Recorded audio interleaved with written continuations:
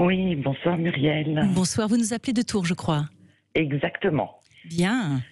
Et je me permets de vous appeler parce que c'est un peu comme dans la lignée d'Alexandre, même si c'est plutôt un témoignage de l'instant présent et que ça ne représente pas tout le travail et les efforts qu'a pu fournir Alexandre. Mais aujourd'hui, quand j'écoute les gens autour de moi, quand je regarde ce qui se passe autour de moi, je trouve que tout... Que la société est très anxiogène et que finalement le confinement qu'on a tous vécu moi m'a obligée à me recentrer sur ma famille parce que je n'avais pas d'autre choix que de travailler de chez moi. D'accord, donc quel métier vous faites ? Je travaille dans la communication. D'accord. Ah oui, donc effectivement, vous êtes dans la communication et pendant tout le moment du confinement, toute cette période, vous êtes retrouvés à travailler de chez vous avec des enfants. Ils ont quel âge ? Exactement. Ils ont 8 et 11 ans. Oui, en plus ils sont jeunes, donc il faut s'en occuper. Et donc c'était le rôle de maîtresse à la maison.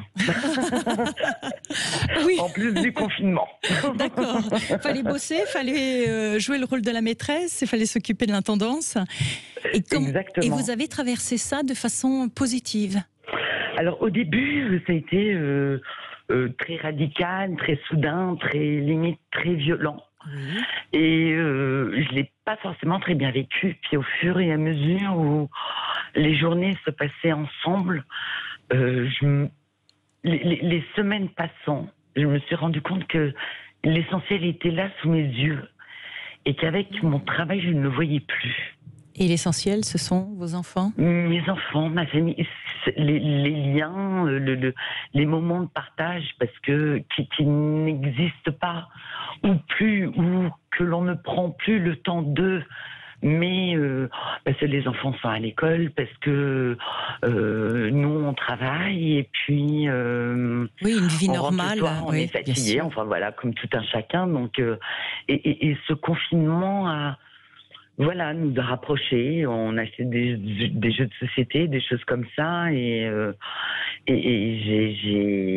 vous avez savouré. On a renoué des liens, exactement. Et puis, à la fin du confinement, j'ai malheureusement appris que j'étais licenciée économique, et c'était un deuxième coup violent. Mais du coup, je me suis dit, ok, qu'est-ce que tu veux faire ? Sachant que j'ai bientôt la cinquantaine, malheureusement. Mais ça a été un deuxième coup violent. Et je me suis dit, ok, qu'est-ce que tu veux faire ? Donc, j'ai fait des formations, j'ai utilisé ce temps et cette situation, imposée. Qui est imposée et clairement non voulue pour me dire ok, tu veux faire quoi ? Et donc je viens de finir des formations en graphisme et en fait quelque part l'angoisse de l'autre avec un grand A, de quand on allume la télé, quand on allume la radio, aujourd'hui on porte tous des masques, on se voit plus sourire, m'a recentré sur l'essentiel, quoi. C'est qu'est-ce que aujourd'hui chacun de nous a envie réellement de faire. Alors c'est pas un témoignage pour parler tout va bien, et j'aimerais transmettre ce message de dire que effectivement ça a été extrêmement violent, par exemple pour moi le confinement, puis d'être licencié pratiquement du jour au lendemain économique et de se retrouver comme ça démuni. Et puis il y a quand même un déclic qui se fait et aujourd'hui, alors je suis licenciée économique, alors que la situation à long terme ne s'annonce pas des plus roses, je suis heureuse. C'est très bizarre, quoi. Parce que vous vous êtes recentré sur votre essentiel, je crois. Sûrement. Oui. Et c'est le monde extérieur qui, d'une certaine façon, vous a obligé à revenir à votre propre réalité. Il est vrai que dans cette période de Covid, il y a eu deux types de personnes. ceux qui l'ont bien vécu parce que déjà ils étaient quand même plutôt bien avec eux-mêmes, bien avec leur famille, et je pense que vous deviez faire partie de ça, c'est-à-dire et puis il y a les gens qui se tournaient vers le monde extérieur et qui fuyaient finalement dans l'extérieur une situation familiale qui n'était pas forcément très agréable à vivre. Oui. Vous, ce confinement vous a finalement ramené à cette osmose, à cette harmonie familiale que vous ne voyez plus par habitude. Mais exactement. C'est ça, c'est-à-dire il y a jamais eu de soucis dans la famille, ni rien, mais les journées étaient rythmées, on rentre à la maison, on fait les devoirs, on fait à manger, on mange, et puis la journée se termine, et puis, mais en fait, il n'y a pas vraiment de moments de partage, peut-être les repas le soir, où là on peut communiquer, mais c'est une autre trouvaille. Oui, oui. Et bizarrement, je pense que s'il n'y avait pas eu le confinement et ce renouveau de relations familiales, j'aurais beaucoup moins bien vécu, même si ça a quand même été dur, mais le licenciement économique. Et je comprends, oui. Parce que, oui, alors autant je comprends la famille, autant j'imagine que c'était un choc à la fin du confinement d'apprendre que vous étiez licencié. Mais la fin du confinement ne date pas de très longtemps et vous avez tout de suite su rebondir. Vous êtes quelqu'un qui, en général, va de l'avant, nourrit, comme Alexandre, des pensées positives, le désir de toujours avancer. Je pense qu'il faut. Et puis que la société ne nous laisse pas le choix. C'est-à-dire, soit on sombre avec les informations qui sont que des mauvaises nouvelles, ou c'est triste à mourir, ou c'est on allume les informations, et c'est ce que je dis souvent à mes filles, je leur disais, mais si, que dans les infos qui durent, 35 minutes, il y avait 5 minutes de choses positives. Mais c'est même pas le cas.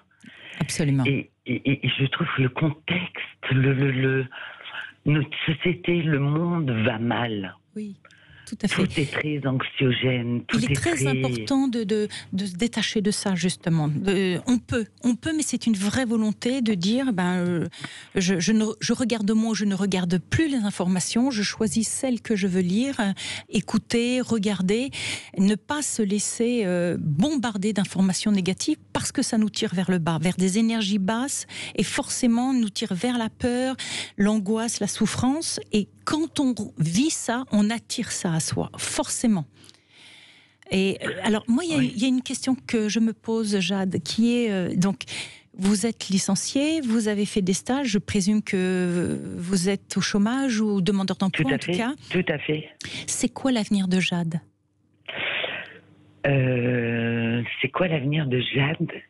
C'est savoir profondément, au fond de son ventre, au fond de mon ventre, qu'est-ce que je veux vraiment dans ce monde ? Où est ma place dans ce monde ?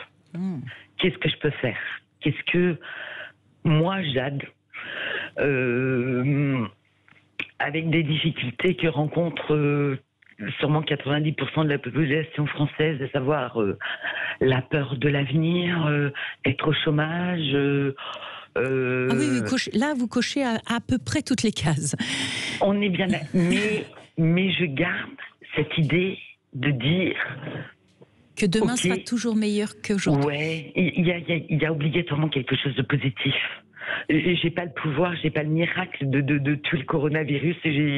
Mais qu'est-ce que je peux, moi, Jade, individuellement, avec ma petite personne qui n'est finalement rien dans ce monde, peut faire pour finalement être heureuse malgré tout ça. Oui. Et en fait, c'est effectivement être chargé d'idées positives, de voir finalement le verre plutôt plein que vide. Alors, c'est facile à dire, ça ne veut pas dire que tous les jours sont roses, j'imagine. Optimisme quotidien, mais profondément,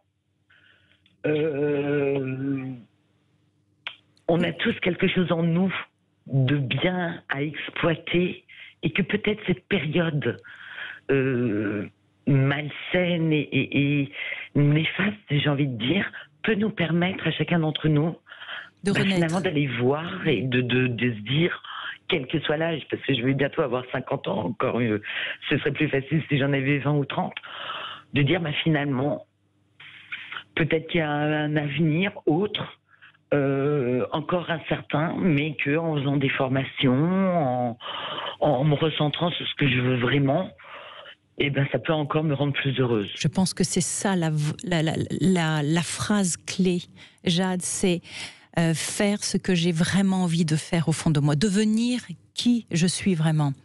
Et effectivement, je pense que si nous mettons comme objectif de vie la quête d'exprimer la meilleure version de nous-mêmes, à travers nos pensées, à travers nos actes, à travers nos actions, forcément, nous irons à la rencontre de nous-mêmes dans quelque chose de positif et d'enthousiasmant. Ouais. Mais Alexandre en a été un bon exemple avant. Oui. Écoutez, je trouve que vous l'illustrez aussi tout à fait, Jade. Vraiment, je vous remercie sincèrement pour ce témoignage. Merci à vous de m'avoir écouté. Merci beaucoup. Vous nous merci donnez... pour tous les conseils que vous prodiguez tous les soirs et qui font du bien. Et merci d'être à l'écoute. Merci. Je prends ces mots comme un très joli cadeau. Bonne continuation à vous, Jade. Merci à vous aussi. Au revoir, Myriel. Au revoir.